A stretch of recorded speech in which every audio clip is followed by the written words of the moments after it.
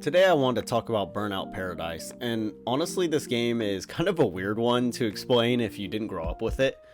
Um, if I just said it's a racing game, that wouldn't really cover it, but if I also said it's an open world driving sandbox game, it's closer, but that's still not exactly right. Burnout Paradise is less about racing in their traditional sense, and it's more about just like driving around, but also causing chaos whenever you feel like it. So picture this, you load into the game, there's no menu asking you what race you want to do. You're just dropped into the city. No countdown, no pressure, no structure, at least not right away. And the game basically goes, alright, drive. And that's it. Now if you want to do a race, you don't go into like some sort of menu. You pull up to a traffic light and you, I think, press like two different keys or two different buttons on a controller, and suddenly it's like, alright, we're racing, and you just take off. There's no cutscene, there's no big setup, it's just you, the road, and figuring out where you're supposed to go while you're already going 120 miles an hour. That's kind of the whole vibe of the game. It trusts you to just exist in this kind of world and kind of figure out how it works naturally. Like you'll be driving around and accidentally discover a shortcut, or you'll crash through a billboard and realize, oh, that's a collectible, that's part of the game. And if I break enough of those, I get an achievement. Or you'll find a repair shop mid-race and think, wait, that actually matters. I could help my car from, breaking down. And the crashes, okay, we have to talk about the crashes. Because this is Burnout, so of course crashing isn't just some sort of failure, but it's actually part of the reward system. So you slam into a wall full speed, instead of just like resetting instantly or penalizing you, the game just slows everything down. You watch it in slow motion, your car folds in on itself, there's glass flying everywhere, metal twisting, and it lingers just long enough for you to go, yeah, that was my fault. But it never feels punishing. You just respawn. You keep going, and honestly, sometimes you barely even care that you lost the race, especially because it's kind of comical when you crash. Because the moment-to-moment driving is kind of the whole point.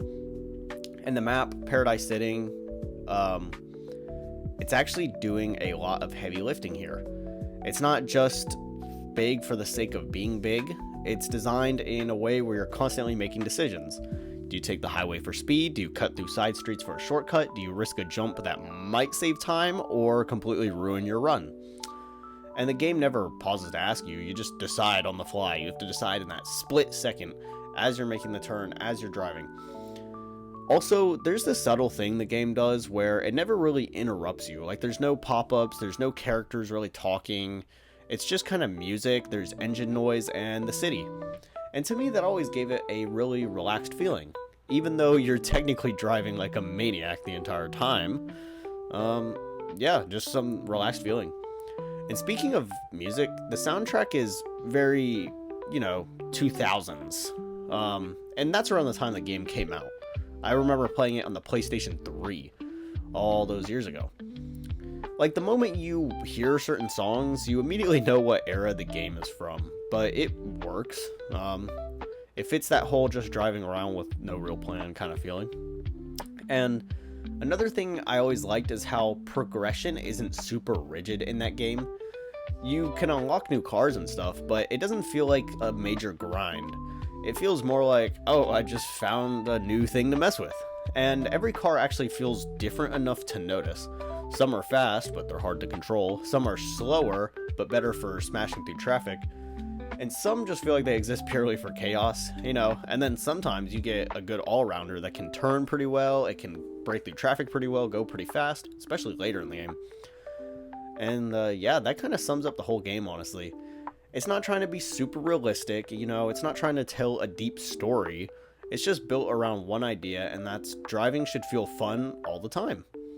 And I think that's why it's a game I wanted to talk about, because even now, a lot of racing games can be super structured or pretty serious, but Burnout Paradise isn't, and it never wanted to be that way.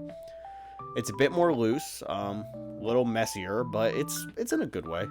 And you can log in with a plan to do a couple races, And 45 minutes later, you realize you've been jumping off ramps and crashing into things the entire time. But it still feels like progress. You still enjoy it, you know, you still have fun. So yeah, if you never played it, it might feel a bit strange at first, but once it clicks, I think it really clicks, and suddenly you're not just gonna be thinking about your objectives or checkpoints anymore. You're kind of just driving, you're kind of just enjoying the world, you're just having fun, and yeah, so honestly, that's kind of the whole point, I think. Overall, I've really enjoyed playing this game in my life. Of course, there's goals and objectives to it, but it's not, it doesn't try to put you on that path super strictly. You know, you're able to explore, you're able to kind of do what you want at the same time. And I think that kind of freedom in a game is really nice, you know, and it really helps the replayability of a game as well if you ever want to go back to it and maybe experience something new. But yeah, so that's pretty much all I have to say. I recommend giving this game a shot if you're ever interested.